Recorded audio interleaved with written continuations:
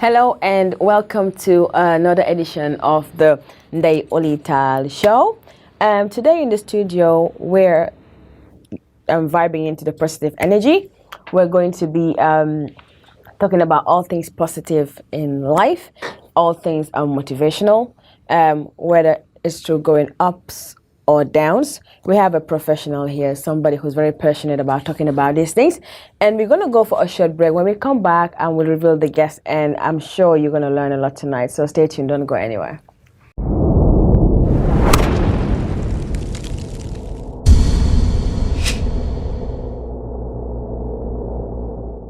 Welcome back to our studios. Welcome back to the Ndey, Oley, Taal show. If you're just joining us, I have in the studio today with me Mr. Lamin Barrow, and he is a motivational speaker extraordinaire. Lamin, welcome to the Ndey, Oley, Taal show. Thank you so much. It's a great honor and privilege to be on this platform. I always look forward to being on platforms like this. Because I'm so much passionate about my country, especially the young people. When you look at the statistics, they said almost 60% of the population here are young people. True. So there are so many mistakes I've made in the past. So when I see young people making the same mistake again, I felt that they should have somebody that will coach them, that will mentor them in order to prepare themselves for their future. That's so amazing. I'm grateful to be here. Oh, that's amazing intro. Before we get into that, we're going to just I want you to formally introduce yourself to our viewers. Who are you?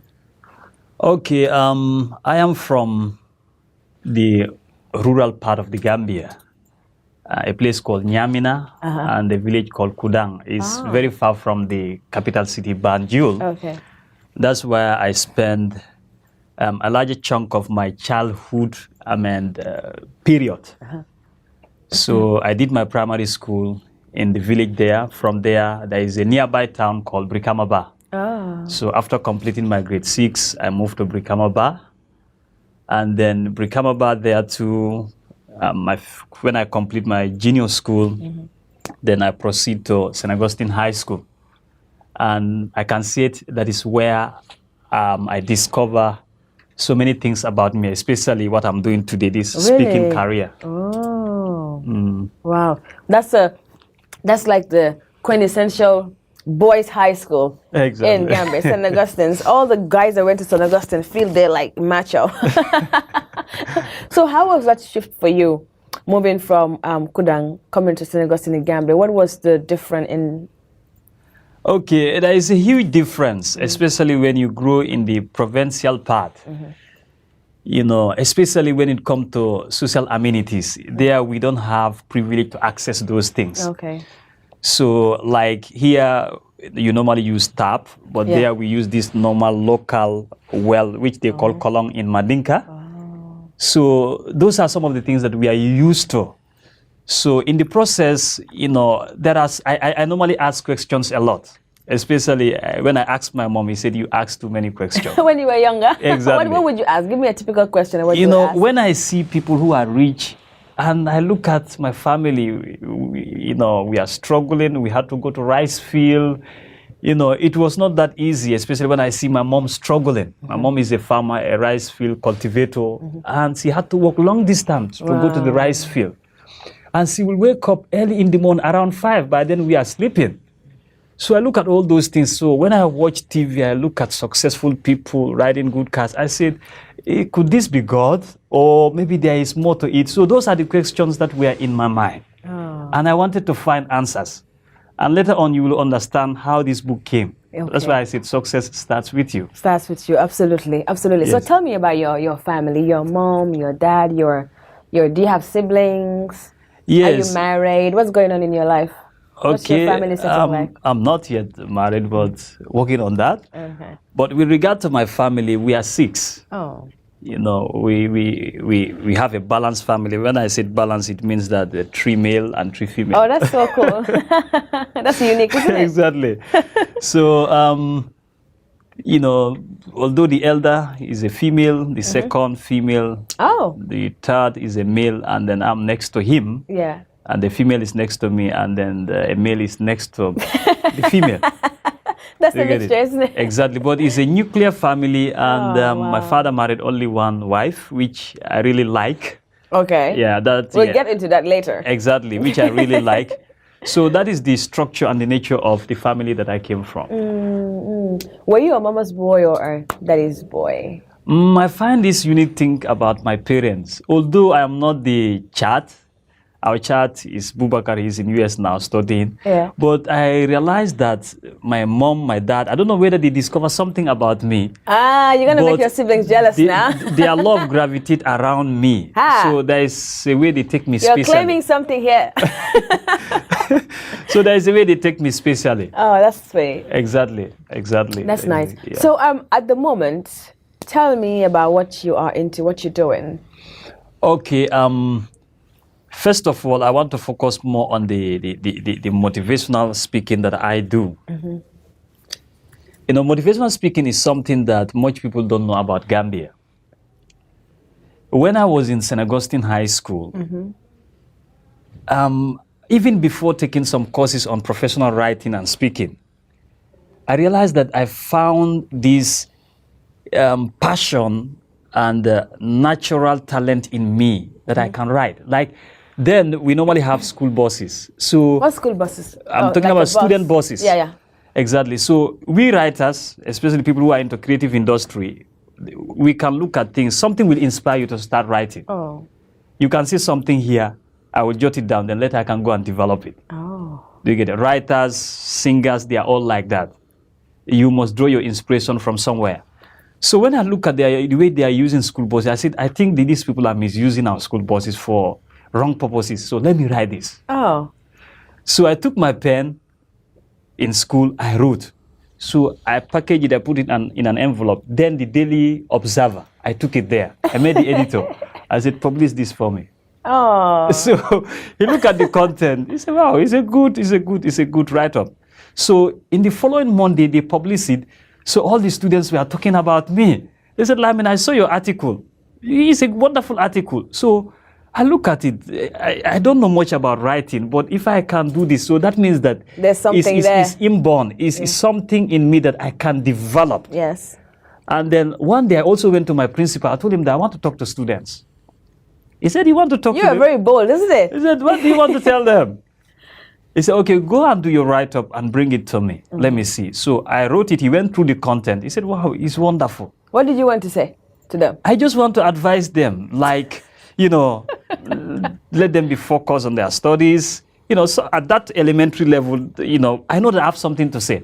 So I share it with them in that morning assembly, and everybody was inspired. Wow. So that was what is in me, but I never see anybody in the Gambia who is into that line. So, but I knew that something is in me, but I don't know how to express it because I've not seen a role model. And I think that is the challenge of many young people here who really want to venture into careers, but they have not seen a role model. Yeah, somebody who's done it before. Exactly, who there is a track record. So most of the things I learn them outside, not in the Gambia here. Sometimes through the internet, I learn from them. So all the things that I am doing, you know, writing books, speaking, I learn it from people. Okay. Before we go on our break, I would ask, I notice a bit of accent when you speak. Where's the accent from? Exactly. You are not the first one to ask that question. Everywhere I speak, many people want to know. You don't sound like us. As I ask them, how do Gambians sound? We have a sound. Our English is really nice, but it's very British, kind of like flat. Okay. Because, you know, there is what they call assimilation. When you stay with people, Okay. if I stay with you for a long time, you know, unconsciously, You there are start things sounding I'll like begin, me. not only sounding like you, but there are things I'll begin to copy from you unconsciously. Okay, yeah. Do you get it? Because your conscious is controlled by your subconscious. Yeah. Do you get it? So when I went to Nigeria for studies, I never knew that I was gradually, do you get it? My accent was changing. But how long did you spend there? I spent almost 5 years. And your accent changed, it's drastic, it's crazy. Yes, so when I came to Gambia, I never realized that. People are telling me that, but I It's said, everything, it's your tone, everything, it sounds sweet. yes, I said I'm a Gambian. So, no, you are not a Gambian. So some of them, the reason why I don't speak English, I have to speak Mandinka. Do you get it? So that they can accept me. I said, I'm a Gambian. You are not more than me here. I'm a Gambian. So don't try to.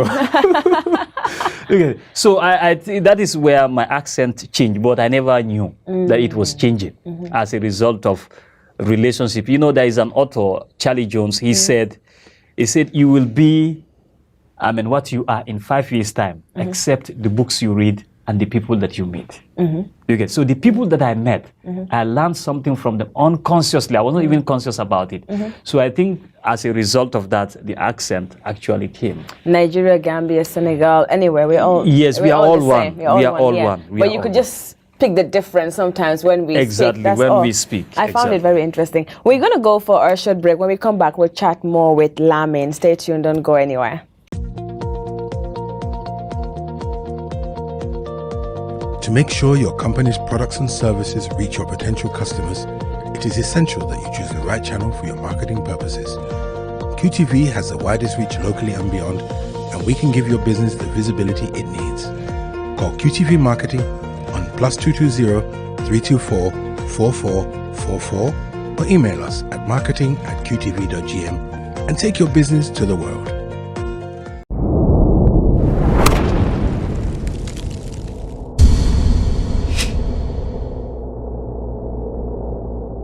Welcome back to the studio. We're still here with Lamin Barrow. Lamin, I wanted to you touched on things that I find very interesting to me because where do I start? You know, Gambia. Okay. We are blessed with so many different things. I think that kind of died down as the years went by. You know, the things that our forefathers and our grandfathers and our fathers did. I think at some point there was a shift where people didn't just engage themselves in this kind of stuff anymore. Because for me particularly, I am very drawn to books and reading. Okay. I find it very interesting. I grew up surrounded by books. You know, my father was a career diplomat, and his life was always about researching books here, encyclopedias, like going to museums, researching stuff from everywhere in the world we go to. And my uncle, my mom's brother, his name was Ibu Diba, the late Ibu Diba. He was an author in the UK. He used to write for Macmillan. So I grew up around books. Okay. Love and literature. But when you mentioned that, you know, when you were starting, you didn't have a reference, like a point to look back to. Exactly. Did you research enough? Because I think there's there are lots of people that left things behind, just for the clarity of things. Exactly. Because sometimes people don't know where to go to or where to look at to find out about these things. And some young people make a lot of mistakes. Like, for example, I am an artist, I'm a fashion designer. I'm a model too. When I wanted to go study fashion designing, because I thought I couldn't find anything. Okay. My focus was I'm going to the UK, and I went to England. That's where I did my BA. Okay. But I could have gone to Senegal, for example. I could have gone to Dakar. Africa is right next to me. Senegal is my neighbor. Yes. But I looked outside so much because maybe I didn't research enough here. But there was something here for me to look at. Okay. Do you think that's a mistake people make? Okay, starting from my own story, I think if, like, part of this book, the last chapter, I was talking about passing on to the next generation. Yeah. And these are some of the things that I'm talking about. If you look at Africa, like, we don't have that culture. Culture in the sense that I've read almost 10 successful business entrepreneurs in America. People ranging from Sam Walton and then Fred Trump, the father of Donald Trump, the current president. Well, thank God. Like, I mean, he's gone today. Okay. Now, what I have discovered from them, I realized that their fathers or forefathers started a business. In the process, their children join them. They teach them the values of the business, everything about that business. So when they get to the retirement age, they pass those businesses on to them. So as a result, their wealth continued, their business and investments continued. But when I look at Africa, I ask myself, and I appreciate what my father did for me, but I ask myself, what have my father left for me? Because when you look at the father of Donald Trump, I was going through Time magazine. Yeah. And then how much that the father of Donald Trump left for him. I think 100 and something million US dollar. So imagine, you can't actually compare yourself with such a person. Like he have Do you think Donald Trump was happy? Do you think he's happy with everything that his father left him? Do you think his father would have wanted a better son? Maybe a son like you? No, what I'm actually talking about is, I'm talking about like passing on the inheritance to your children and how, those things actually help them to have a good start in life. What about, What about the values? The values, of course. If you look at my book, I mentioned all those things, values like integrity. Because I don't think he has a value. Yeah, values like integrity, values like honesty. Somebody said at the point of death, it is not what you leave for your children, it is what you leave in them. He's talking about the values. Yes. Do you get it? So when I'm talking about leaving something for your children, I'm looking at it in a holistical way, like in a totality, not just wealth, but values like honesty, integrity, love for others, respect for other people's opinion. So coming to your question, like it's a big problem in this part of the world that we live. So many of us, we have to figure things for ourselves. And that always impedes our really progress. Hard, yeah. Do you get it? So in my own case, I have no reference point. I have to go to the internet. So when I went to the internet, and this actually happened as a result of something happened to me. Do you get it? Because I was staying with my uncle, and my uncle was a very critical person. Do you get it?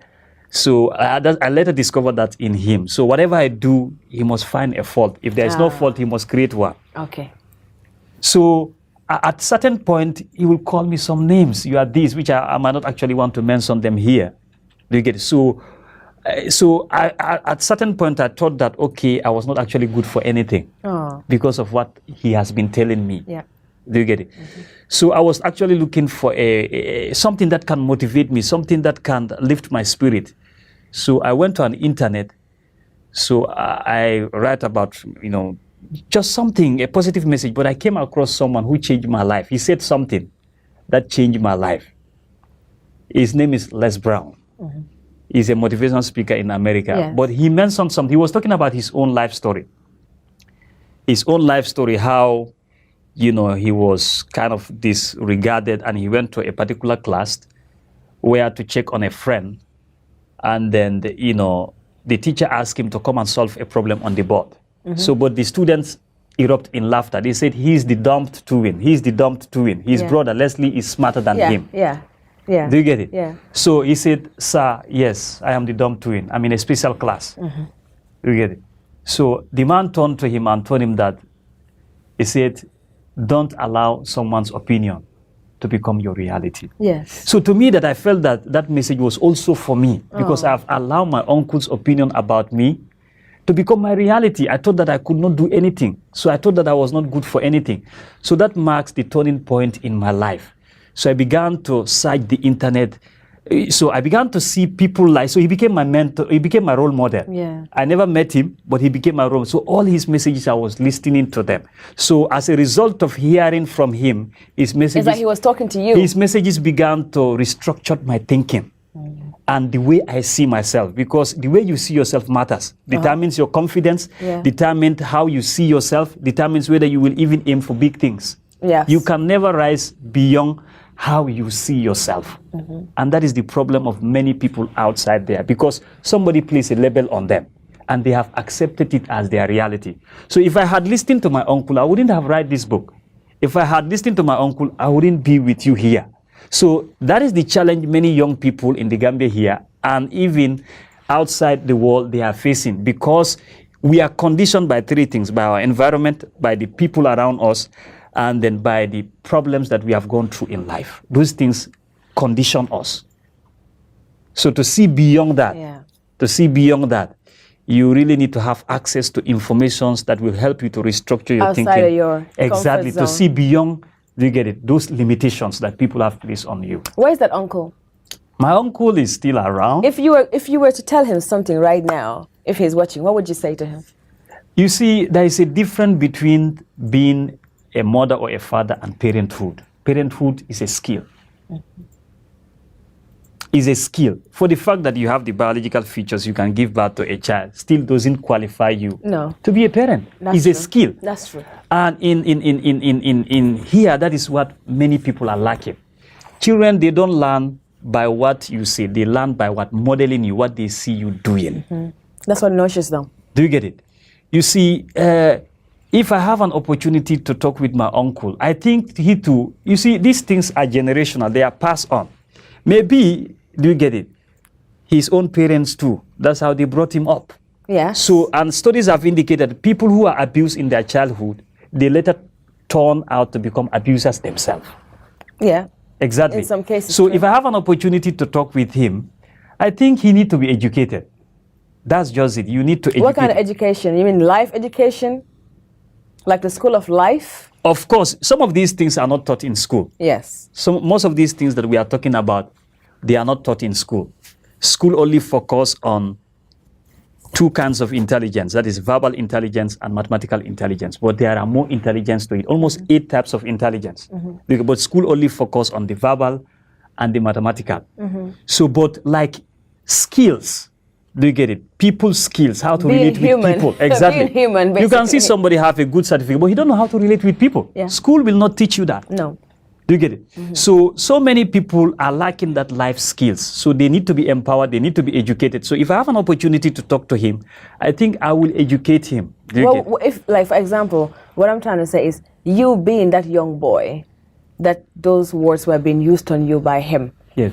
And you being here now, if you have a message, if there was something that you would not teach him, but what would you tell him? Would it be a thank you, or would it be, why did you say those things to me? What would it be that you want to say from your heart to him? Okay, what actually I would say is, I think there is a better way to handle issues. Do you get it? If one make a mistake, address the mistake. Don't attack his person. Because if I tell you, you see, MIT did a studies. It's a powerful university in US, one of these Ivy League universities. MIT said, if I come to you, I said, Ndey, you cannot be a presenter. You cannot do this. You cannot do that. You don't have what it takes to become this. Somebody have to come and tell you, don't listen to Lamin. You can do it for 17 times in order to neutralize that one statement. Yeah, that's how deep it goes. That shows how powerful words are and how negative words impact people's life. Yeah. Because when you are speaking to people, you are sowing a seed. You get those seeds in the later years will grow up, germinate, and bear fruits in their life. And branch different ways. Exactly, in terms of negativity. So you see somebody, a young lady, married, but he don't know how to relate because there are so many injuries inside. He's damaged inside already. But the person that he's dealing with don't know that I'm dealing with a damaged person inside. Yeah. Do you get it? Even today, there are many people who have been abused, either by their uncles, either by their parents, but the perpetrators are going scot-free, and the family, when you talk to the family, they said, no, we don't, our family name, if you want to take it to the authorities, like police and others, they said, our family name, and the perpetrators are going scot-free. So are you interested in your family name or the victim, what the victim is going through? Or what they would go through Exactly, later? exactly, because these things, they carry them into the future. Oh, yeah. They will marry. And you see now... And it will affect other people. Even at workplaces. At workplaces, it will affect because they don't know how to... They are injured inside. They need to be healed first. Do you get it? You see, you manifest what is inside you. You manifest what is inside. So if you are full of negativity, bitterness, it's a matter of that if I relate with you, I will experience you. Yeah. People carry presence. Yeah. Okay? It's the aura. It's the energy. Exactly. Yeah. Exactly. Wow.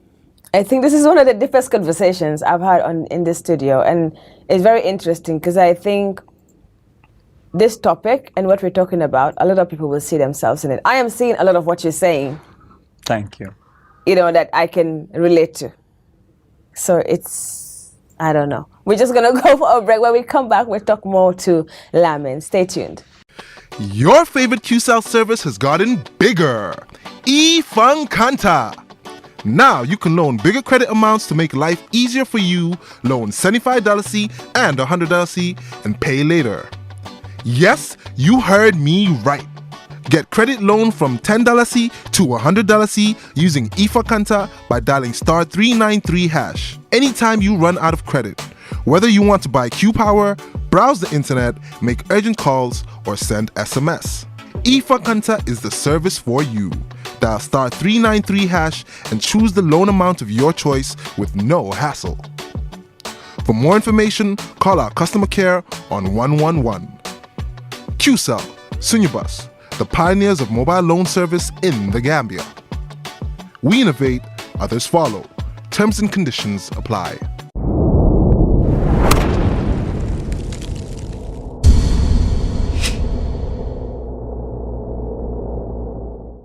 Welcome back to the studio. Lamin, we're going to go to the book for our last segment. But before we get there, I just wanted to ask a question just for my own benefit. People are raised, people come from different places, different parts of the world, different ethics, different settings. And I think sometimes parents or guidance, for example, they make this kind of mistake, especially in Africa, and I would say Gambia as well. I don't know if you speak Wolof, but come kula makmola opahel, mola ginaham everything. Yes, I understand. So you can't even say the truth to your mom or your dad or your uncle or your auntie because you don't know anything because you're younger. Mm-hmm. And they don't apologize. For example, like a parent wouldn't apologize, or a guidance wouldn't apologize to a younger person, or an older person wouldn't apologize to a younger person, even if they've hurt them or treated them really bad. And you've been labeled, and you go on in your life feeling like my mom said this thing to me, my dad said these things to me, or my uncle, or even your family telling you, this is what your uncle said about you, or this is what your dad said about you when he was alive, or this is what your mom said, or you killed your mom, or you did this. They say these things to people, and it goes up hunting them in life, eating them up. Yes. Do you think it's right for a parent to kind of even tell their child, like, for example, all my issues in life is because of you. All the stress I'm going through is because of you, you know. You're yamare, you know, like those things. Do you think it would hurt? It doesn't matter how old the child could be 40, 50, or 60. Do you think it's right for a parent to say that? And do you think it's also right for a parent as a human being to apologize to their kids, or an older person to apologize to a younger person if they're wrong? Yes, you know,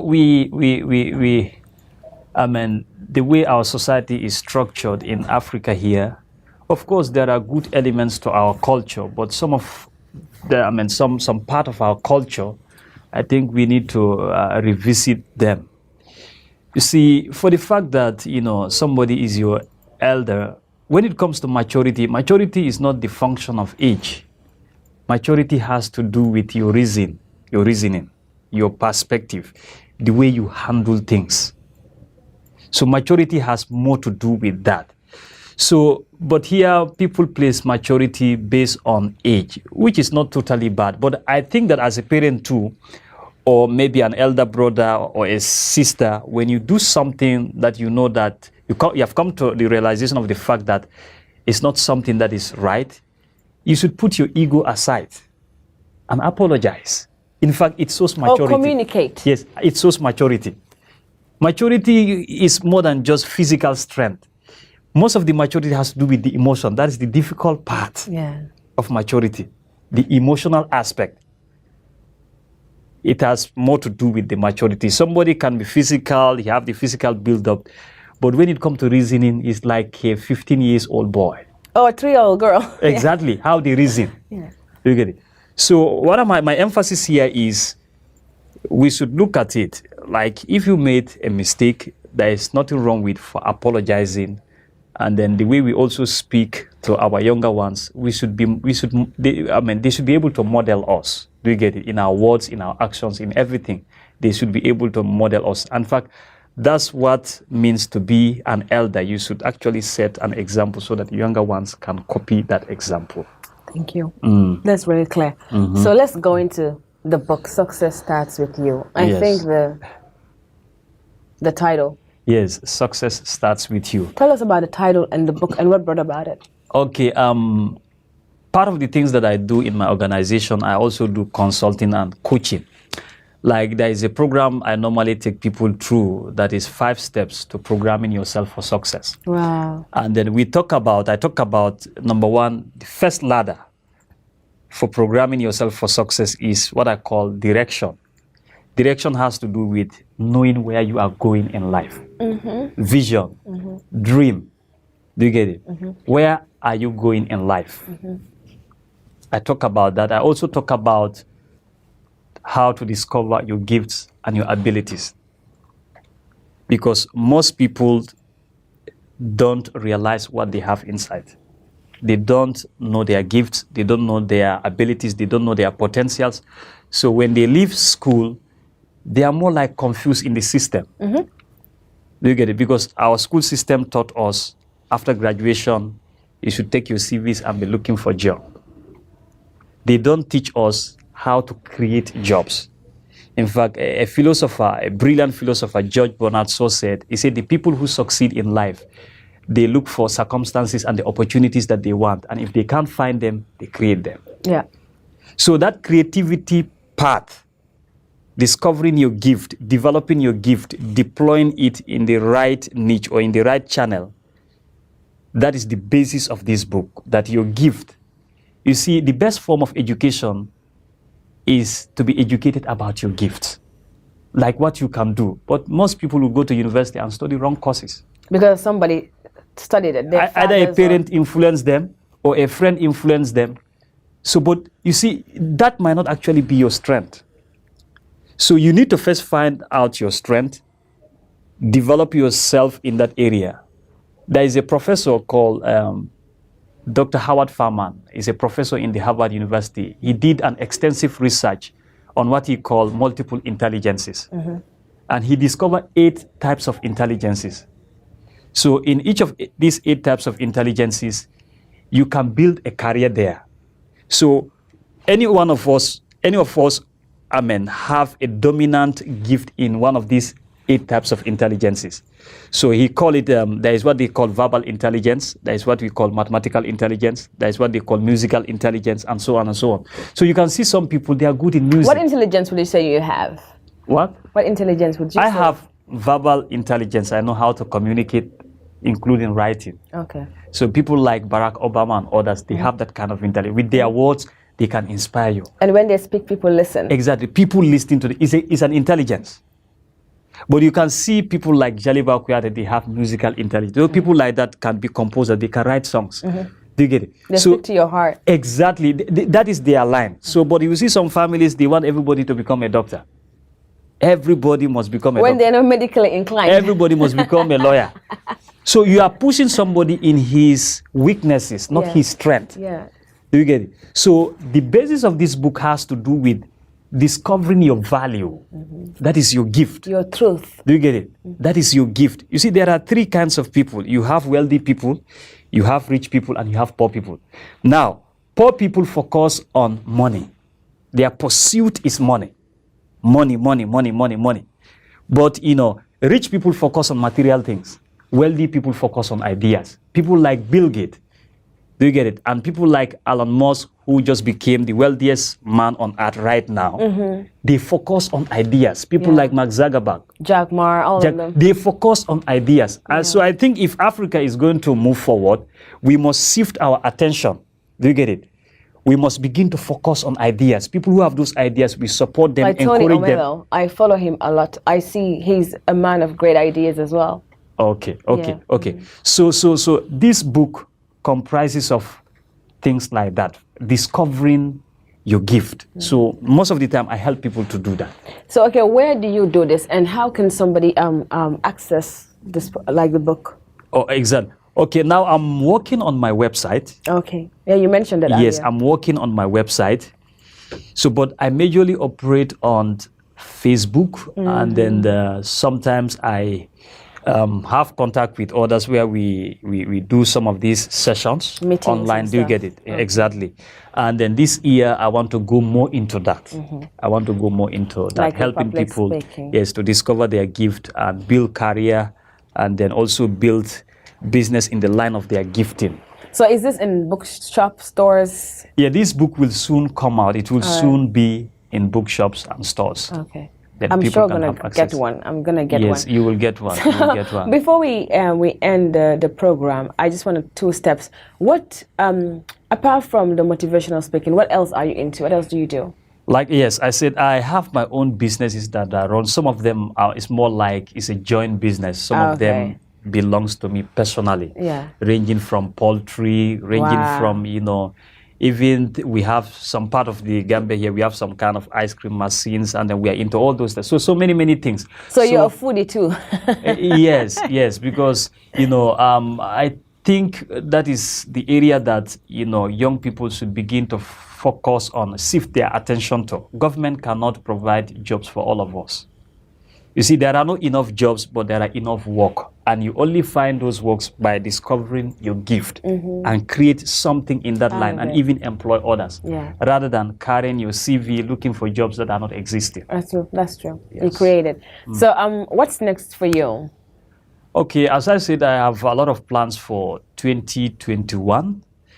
And then the 2020. Fingers crossed it goes good. Yes, 2020 yes, was 2021. We hope that everything will Yes. be good. So I'll be having live seminars, and then I'll also be having more online programs and helping people, because that's what I'm passionate about, especially the youth of this nation. The youth of this nation. I am so much passionate about to see that their lives are transformed, and if that happens, I think ultimately it will also impact our nation positively. Yeah, absolutely.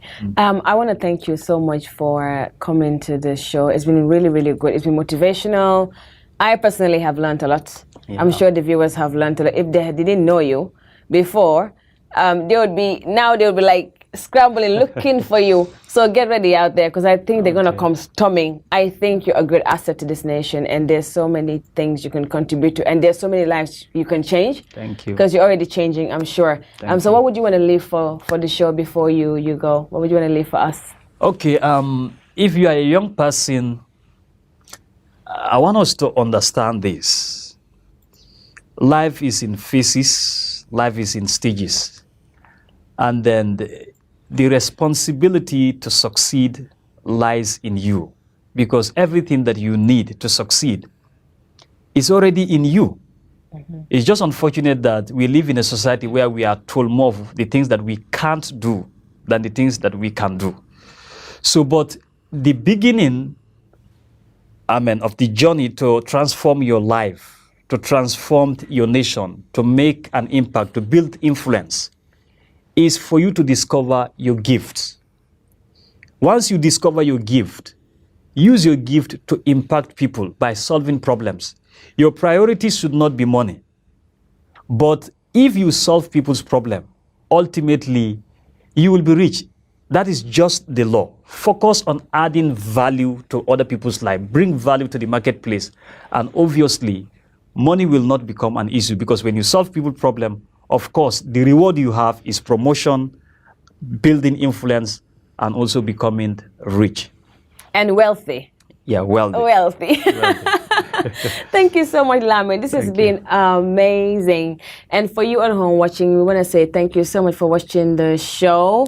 I'm sure this was very, really, really educational, inspiring. Lamin, what's your name on Facebook, Instagram? What handles are you on for people to reach out to you? Okay, majorly now I operate on Facebook, but once you search for Lamin Barrow, you will see me. You see the smiley face. Thank you so much, Lamin. I'm sure they'll be looking out for you. Thank you. Do have a good night. Thank you.